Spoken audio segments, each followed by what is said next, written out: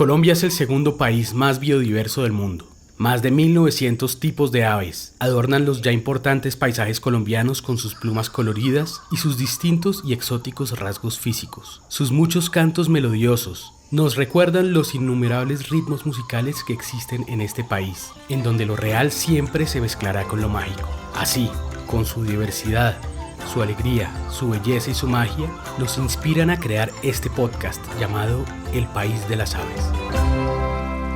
Hola, les damos la bienvenida al sexto capítulo del podcast El País de las Aves, producido por Fabio Luz Cuentos y Cantos para el Ministerio de Ambiente y Desarrollo Sostenible. El País de las Aves es un podcast sobre biodiversidad, desarrollo sostenible, cambio climático y degradación del ecosistema. Yo soy Eduardo Laverde y nuestro invitado de hoy es Julián Villa, médico veterinario y activista ambiental. Muy buenos días, muchas gracias.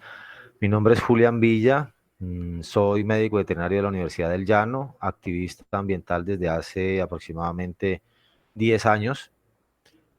Nací en Leticia, Amazonas, y muy joven me radiqué aquí en el Meta, en Villavicencio.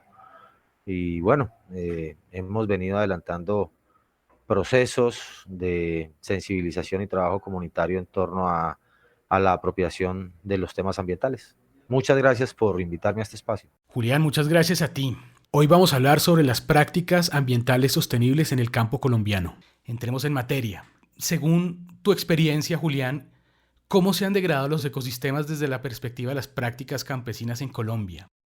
Esto, digamos que nace desde que este territorio recibió unos visitantes que llegaron en unos barcos con un modelo de ocupación cultural que no identificó los ecosistemas y una manera en cómo intervenirlos o cómo sacar provecho de ellos de una manera más armónica.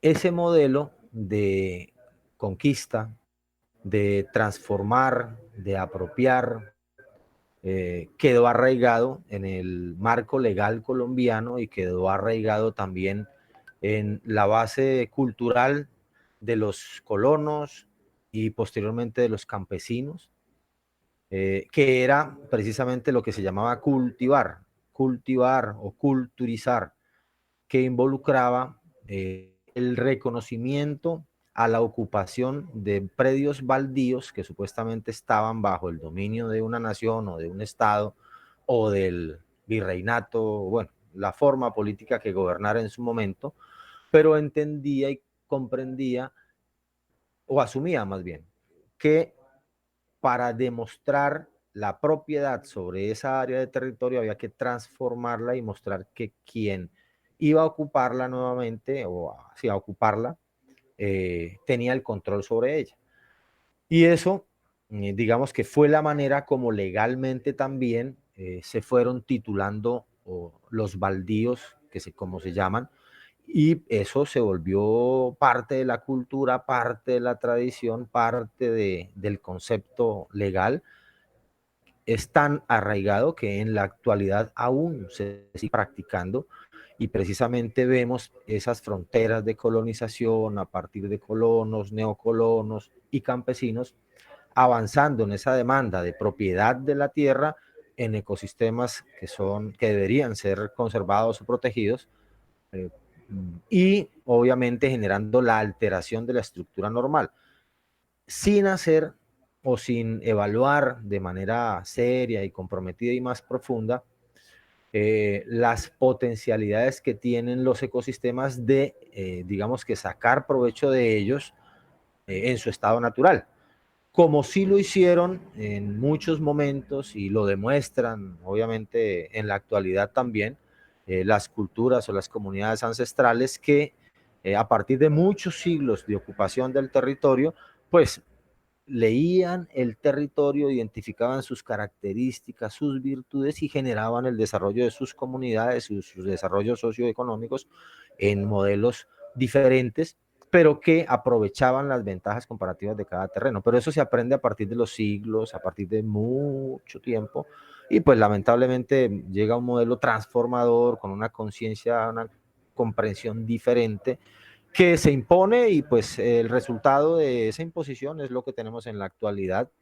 Eh, Vemos las culturas sinúes, aprovechaban todas esas zonas, digamos que de inundación, con unos suelos muy ricos, para a partir de modelos de terrazas y de modelos hidráulicos de manejo de aguas, aprovechaban el máximo esas sabanas inundables. Lo vemos en la sabana de Bogotá, o lo repasamos, no lo vemos, lo vimos de pronto revisando la historia, cómo ocupaban ellos también esos grandes humedales que van en la sabana de Bogotá, cómo nuestras comunidades utilizaban las sabanas nativas de la Orinoquia para algunas actividades, y en los bosques y las selvas de la Amazonia y de la Orinoquia, porque pues el territorio donde yo estoy en la actualidad era el límite norte de la selva del Amazonas. Villavicencio era un bosque tropical, una selva tropical húmeda, y lamentablemente todo eso se transformó. Las comunidades ancestrales se proveían de proteína animal a partir de especies nativas que abundaban en ese tipo de ecosistemas, y eso proveía la proteína. Ellos proveían carbohidratos, vitaminas a partir de los frutos del bosque y la selva. Se adaptaron a las condiciones naturales. Nosotros quisimos imponer en el desarrollo cultural y económico del territorio, pues obviamente una actividad que es a partir del Bos taurus, y inicialmente el Bos taurus, después incluyeron el Bos indicus, pero pues fueron las especies bovinas y equinas que se introdujeron aquí como parte de las herramientas para transportarse, y otras como la fuente de proteína, porque quienes llegaron e impusieron su cultura no conocían ni se tomaron el tiempo de hacer la lectura o los análisis de cuáles eran las fuentes de proteína más ricas aquí en el territorio para resolver el tema de alimento. Y eran un territorio con una oferta en peces impresionante, una diversidad en alimentos, en frutos, en muchos elementos. Tanto así que pues nos volvimos una cultura, un país cafetero. Cambió un poco hacia los años 90 más o menos, que empezó a ser un país, pero la cultura del café la trajeron los españoles con el café arábico, y eso fue una planta introducida acá que se volvió un factor motor de la economía, pero transformaron muchos ecosistemas para imponer la cultura del café. Lo mismo con la ganadería, que es otro de los grandes sectores de producción, digamos, pecuaria en Colombia, que también obviamente a partir de tener unos bovinos y imponernos la proteína bovina, dejamos de aprovechar, no sé, el chigüiro, la lapa, peces, infinidad de especies que podrían ser nuestra fuente principal para suplir ese tipo de fuentes. El trigo, el maíz, pues lo perdimos, pero era nativo, era la fuente de carbohidratos ideal, y es una planta que exportamos para el mundo, y ahora es una de las principales fuentes de carbohidratos y de dieta para animales. Entonces hay muchas especies que aquí lamentablemente descuidamos y perdimos ese potencial a partir de desconocerlo y de simplemente imponer especies introducidas como la fuente principal del desarrollo, y eso implicaba obviamente transformar los ecosistemas para poder seguir avanzando con eso. No hemos aprendido, y pues seguimos implementando ese modelo y degradando ecosistemas. Muy interesante esto que nos cuentas, Julián. Me surge una pregunta, y es, ¿estas nuevas condiciones que se han impuesto son revertibles? O sea, ¿podríamos regresar a lo que naturalmente debería haber o no? Y de ser posible, ¿es aconsejable? Pues yo creo que difícilmente podremos, digamos que recuperar la vía, ¿no? Ya parte de la cultura y de la degradación, pues está consolidada, pero sí es fundamental delimitar unos puntos de no avance, ¿sí?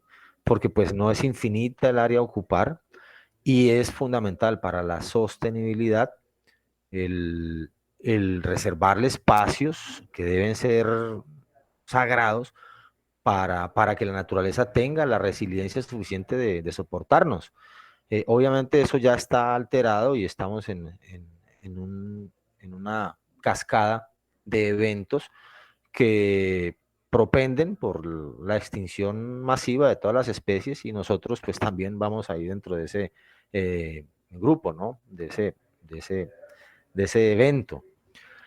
Pero pues sí debemos modificar nuestras prácticas productivas. Hay muchas que podemos adaptar y reconocer que nos permiten tratar de restablecer esa resiliencia de las regiones o del territorio nacional y obviamente aportar al planeta, porque pues este modelo tampoco no es solamente aquí en Colombia, ocurre en muchos países del mundo, pero pues hay que tratar de la mejor manera posible implementar buenas prácticas productivas, tratando de revertir el impacto negativo generado, eh, propendiendo por espacios para la naturaleza, aún contemplando que aún dentro de las ciudades y dentro de los espacios intervenidos tenemos que implementar áreas para que la naturaleza coexista con nosotros. Es como una comprensión diferente. No es este espacio es de nosotros y el otro espacio es de ellos.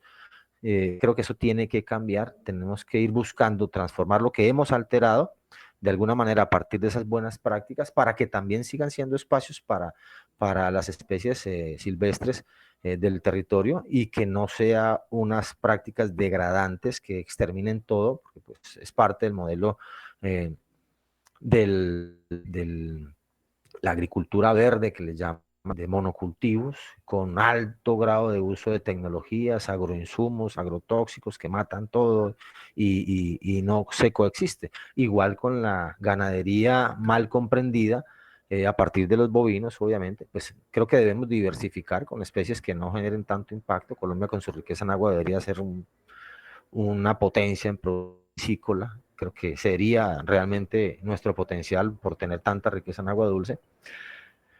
Y de todas formas, ir recuperando con buenas prácticas esos modelos, esa estabilidad de los ecosistemas. Hay ejemplos aquí en la Orinoquía importantes que vale la pena resaltar y reconocer. Si me lo permiten, posteriormente les expongo algunos de esos ejemplos.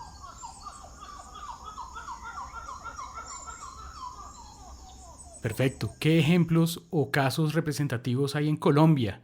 ¿Qué prácticas sostenibles deben rescatarse? Correcto. Bueno, les puedo decir, por ejemplo, varios dueños de grandes hatos ganaderos en modelos extensivos de ganadería han logrado una simbiosis, han logrado incorporar los bovinos dentro de ecosistemas que no han sido alterados. Son los hatos del Bajo Casanare, cercanos a la zona del Pauto y a límites con Arauca. Allá se unieron ganaderos con grandes extensiones, con sabanas nativas, que introdujeron la ganadería desde hace muchísimos años en sus familias, pero decidieron no seguir interviniendo en estos espacios, conservar y entender que esas sabanas inundables eran altamente productivas, son sabanas naturales, son sabanas nativas, no eran bosques en algún momento, esos eran sabanas, y ellos introducen la ganadería y empiezan a respetar los espacios de la fauna silvestre, hacen parte del corredor del jaguar en la actualidad, coexisten con los jaguares allá, no tienen ningún riesgo de que los jaguares le ataquen el ganado bovino. ¿Sí? ¿Por qué? Porque ellos simplemente han permitido que con una baja densidad de ganado bovino en esas áreas de terreno, simplemente una cantidad suficiente que les permita vivir en buenas condiciones, les ha permitido sostener y conservar la fauna silvestre, que es el elemento primario de la dieta del jaguar, que sería el máximo peligro para un ganadero. Entonces, pues los jaguares en su memoria tienen que comen es lapas, comen es cajuches, que comen chigüiros, y de eso hay cualquier cantidad ya que coexisten con el ganado bovino. Entonces ellos no tienen la necesidad de disponerse a atacar una especie que no identifican como parte de su alimento, sino que pues atacan las presas que hay de manera suficiente. Los dueños de esos hatos en articulación obviamente también con Parques, que vio ese ejemplo, han sido exaltados, Parques Nacionales reconoce ese ejercicio como un ejercicio de ganadería sostenible en grandes extensiones de terreno, pero han logrado conservar esas características de esas sabanas nativas inundables, ¿sí?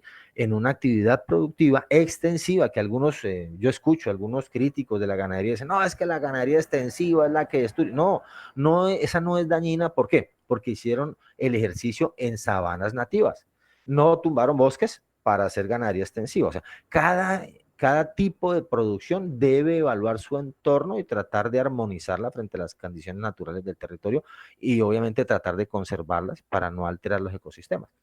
Ese es un modelo. Habrá zonas del territorio donde habrá que incorporar procesos de sistemas silvopastoriles para tratar de ir recuperando en lo que ya está degradado, ir recuperando los espacios para la fauna nativa. Yo estoy en procesos de reconversión personal también productiva, entendiendo a partir de un proceso que hice hace unos 6 años más o menos, de instalar unas cámaras de fototrampeo en la finca y me di cuenta que yo pensaba que allá solamente tenía vacas, ¿sí? Yo pensé que en la finca tenía solo vacas. Y cuando a partir de 6 meses o un año de instalar cámaras de fototrampeo me doy cuenta que casi que en medio de la ciudad, aquí pegado a Villavicencio, tengo en la finca coexistiendo venados, osos palmeros, nutrias, gurres, tamandúas, o sea, una cantidad de animales que estaban en el mismo espacio conmigo y que el espacio era de ellos. Mis prácticas eran terriblemente agresivas contra subdivisiones, intensificación de áreas, simplemente pues me generaron un conflicto frente a quien quiero ser y me obligaron a levantar todas las cercas y empezar a tratar de generar procesos de revegetalización y recuperación natural del entorno y a tratar de ajustar mi modelo productivo entendiendo que estoy compartiendo el espacio con ellos.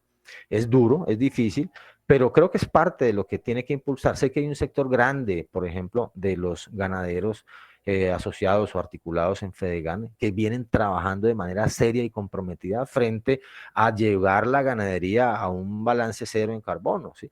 Están tratando de incorporar prácticas y sé que han tenido avances muy importantes y se viene pensando en la sobremaduración de los pastos, a pesar de que sacrifican un poquitico de productividad, pero tratando de mejorar el sistema radicular para que a partir del sistema radicular lignificado de los pastos se fije nitrógeno al suelo y lograr en esa fijación de nitrógeno una mejor, digamos que un balance en las emisiones que hace el ganado, que genera el ganado y todo ese tema.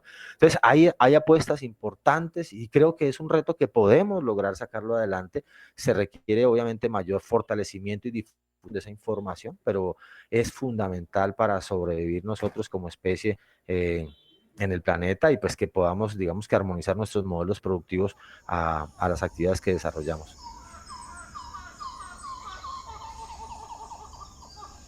¿Es posible en este sentido llegar a un equilibrio entre lo económico, lo social y lo ambiental en las unidades productivas de ganadería y agricultura? Yo creo que sí, o sea, es el reto y no creo que sea difícil.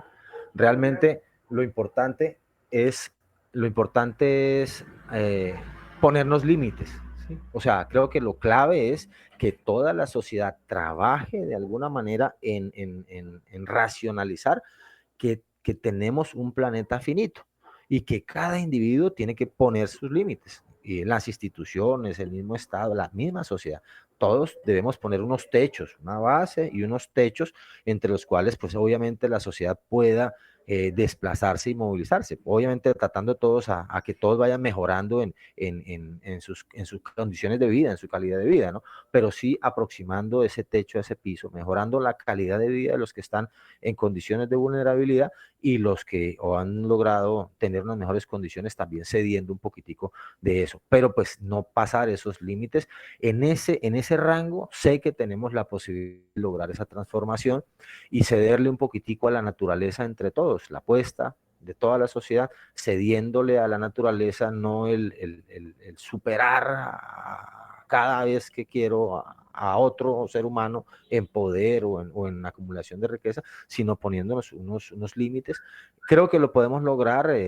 La producción lo han demostrado las comunidades ancestrales, no digo que lleguemos a ese límite porque pues, es difícil, es un choque cultural muy fuerte, pero sí podemos buscar en nuestros modelos productivos armonizarlos y creo que podemos tener resultados que nos signifiquen beneficios económicos. Se ha demostrado que la agricultura sostenible o bueno, otros le ponen otros nombres, ¿sí?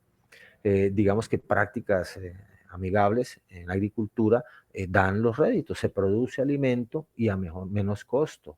El hecho de diversificar, trabajar con policultivos, abrirle espacios a la naturaleza para que se diversifique y ella trate de recuperar ese balance y haya control entre unas especies y otras de lo que nosotros llamamos plagas, pues simplemente nos permite reducir costos en agroinsumos, en paquetes tecnológicos, en muchas cosas.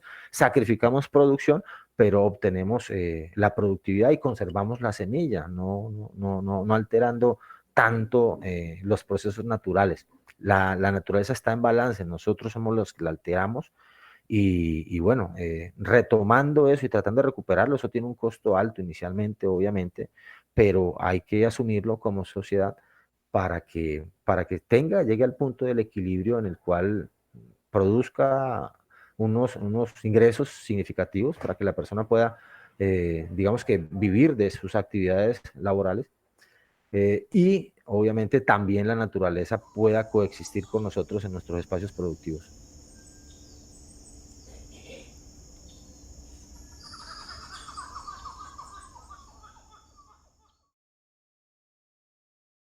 ¿Cuál fue el reto más grande que tuviste que superar al darte cuenta que no solo te enfrentabas a un proceso productivo, sino a la naturaleza misma? Bueno, la primera, el costo es alto. El costo es alto en el sentido en que pues hay paquetes tecnológicos que uno trata de implementar y hace unas inversiones para desarrollarlos y tener que renunciar a ellos en un país donde el sector agropecuario no es privilegiado, es castigado cada vez más con impuestos, con sacrificios, con nuestro territorio, por ejemplo, tiene una competencia compleja frente al sector de hidrocarburos en la disponibilidad de mano de desde los años 2010 más o menos.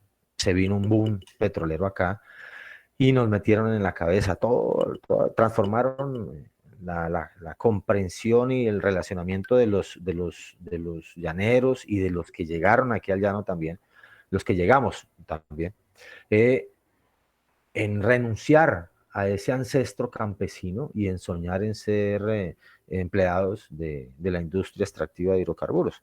Eso, digamos que genera unas dificultades, pero además de eso, en la política nacional se generaron unos castigos con la justificación de fortalecer la economía. El sector agropecuario fue sacrificado de manera terrible, expuesto al riesgo. Cualquier agricultor lo puede ratificar. O sea, no había ningún mecanismo de protección. De hecho, trataban de, a partir de decisiones institucionales, de quebrarlos, importando arroz cuando estaba saliendo la cosecha aquí del llano, obviamente comprando en Ecuador o en otros países mucho más económico y bajando el precio del nacional. Lo mismo pasó con el maíz, con muchos productos que la gente cultivaba de manera industrial, monocultivo industrial, que les demanda muchos gastos. Lo mismo con el sector ganadero, que sufrió también golpes por muchos aspectos. Entonces, el productor agropecuario colombiano siempre ha sido, y el mediano y el pequeño, siempre han sido sacrificados. Entonces, uno hacer una inversión en un paquete tecnológico, obviamente entender su entorno y tener que renunciar a la inversión y empezar a adaptarse a algo que no se conoce, aprender de eso, pues implica un costo, un valor económico que es desgastante y bueno, le toca ser hábil a cualquier productor en tratar de financiarse. Ojalá se generaran políticas públicas de financiamiento para poder implementar ese tipo de procesos. Nosotros, desde lo que hemos identificado en las organizaciones ambientales aquí en el Piedemonte Llanero, yo hago parte de la mesa hídrica del Piedemonte Llanero, sabemos que muchos ganaderos quisieran mejorar sus modelos productivos, pero no cuentan con recursos para, digamos, establecer un sistema silvopastoril. Son franjas de 3, 6, 9 metros dentro de las líneas de potrero despejado. Aquí la mayoría de potreros son solo el pasto, o sea, no hay un solo árbol. Eso le genera estrés al animal, pero fue el modelo que nos pusieron y pues tumbamos todos los árboles porque queríamos ver eso como una mesita de billar, un tapete verde de lado a lado. Resulta que eso, pues ese paquete que nos vendieron es negativo, es contraproducente, es improductivo y degradante del territorio, pero convertirlo implica un costo también alto, en el sentido en que toca establecer franjas pueden ser de 3 a 12, 18 metros por cada línea de cerca, que deben quedarse quietas ahí sin producir nada y aisladas durante mínimo 2 años, ¿sí? ¿Para qué? Para que pues puedan tomar fuerza los árboles que van creciendo ahí y no sean consumidos por los animales y degradados. Entonces, pues son lapsos de tiempo en los cuales la tierra va a quedar aislada y la gente no ve una productividad ahí eh, rápida que les permita aguantarse eso mientras continúan haciendo ganadería. Entonces, es eso, o sea, se requiere un esfuerzo, uno lo asume a veces y tratar de ir haciéndolo es desgastante económicamente, pero sé que existe la decisión de muchos realmente porque han entendido el gran valor económico y la rentabilidad que implica reconvertir nuestros procesos productivos porque mejora el confort de los animales, mejora la productividad, mejora la oferta nutricional porque podemos incorporar muchas leguminosas arbustivas forrajeras o bancos de proteína, ¿sí? Y también diversificamos en los productos que tiene la finca para cosecha en el futuro, maderables, bueno, otros beneficios que se perciben.